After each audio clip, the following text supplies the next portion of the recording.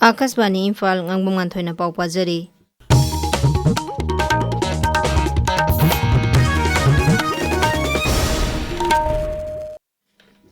Mukhyamantri Yumnam Khemsana hairi Rajya sigi nupi singbu hena mapangal kankhan hanabagidamag senba sahi lisani kuntaru kuntaraki budget estimate ta hapliba lupa koti sahum yankhai gi senpham asi karamba maongda nupi singdi yohangadage haibadu athuba matamda miyamda khanghalagani. Wafam asi ngasi sathakiba Manipur Vidhan Sabha mifamda budget estimate lisani kuntaru kuntaraki matangda khanabada Birodi MLA Kaisam Megachandrana pukhalakpa wafamga mari lenana sabagi luchingba Mukhyamantri Yumnam Khemsana phongdokhibani. Budget estimate lisingani kuntaru kuntaret ki matangda mahaki wakhalon phongdokladuna Birodi MLA Sri Megachandrana hai handak pukthokliba senba sahi lisingani kuntaru kuntaret ki budget asi mamanga yengnabada senpham hantharakpa asi nungaitaba phawi. Rajya sida paikhatkadaba yamlaba thabaksing asi puthokliba budget asina karamna konagadoribano masigi sumathakta lanjenaribasingi lupa koti satret kunthra mari khaktuna thamle hairiba asisu hengarhanba tangai fade haina Birodi MLA asina makha takhi. Amaromda lambi thong semnabagi damak lupa koti samapan tara mari habliba asisu Rajya sigi oiriba phibamga chanadre haina sabagi pukning singsinki.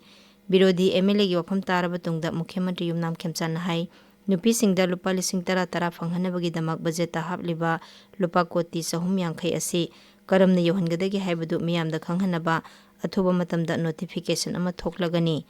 Lanjenariba miyamgi damak budget ta hapliba senphamgi matangda palladuna Mukhyamantri na hai senba sahi lisingani kulumdoi kunmari dagi hauna sahi kudingi leptana IDP singi damak senpham kaya kaithoktuna lakli lupa koti satret kunthra mari asidi lakliba senba sahi lisingani kuntaru kuntaret khaktagini haikhi.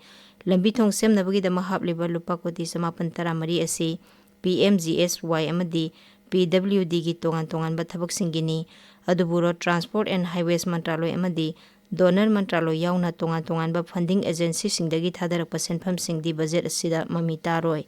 Masigi sumathakta ehenba senpham oina sakhi dagi lupa koti satruk rom perkani haibagi thajaba lei haina Mukhyamantri na sabada thamki. Taranithoi suba Manipur Vidhan Sabha gi tare suba mifamgi manung chana pangthokpa budget mifamgi ngasi nini chanba numita supplementary demands for grants lisingani kunmanga kuntaruk ngasi sabana pass tawkhre. Tongan ba department nimphunipan gi apunba senpham lupa koti lising ani chatret yankhai taret henbagi supplementary demands for grant adugi manungda finance bibhagna khwaidagi yamba senpham oiki. Department asigi oina supplementary oina lupa koti sanipa nimphutare henbagi senpham yauri. Ani suba khwaidagi wangba department na lupa koti sahum nifutare henbagi senpham oiba public health engineering department na oiri. Medical health amadi family welfare services ki oina lupa koti chani taramapan henbagi senpham yauri. Amaromda ngasigi sabhaduda Mukhyamantri Yumnam Khemsana senba sahi lisingani kulumdoi kunmari amadi lisingani kunmari kunmanga gi finance accounts volume 1 amadi 2 sing sabhada thamkhre.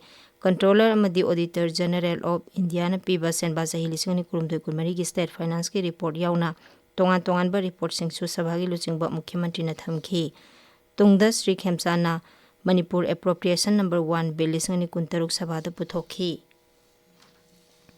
Singi Jila Singda Village Authority gi mikhal pangthokna bagi matangda Tribal Affairs and Hills Bibhagna Hill Area Committee da karigumba wafam amata khanghandana thabak paikhalamba bumit eng changbinaba Hill Area Committee gi chairman Dinganglung Gangmaina Mukhyamantri Yumnam Khemsang gi pungning singsinkre.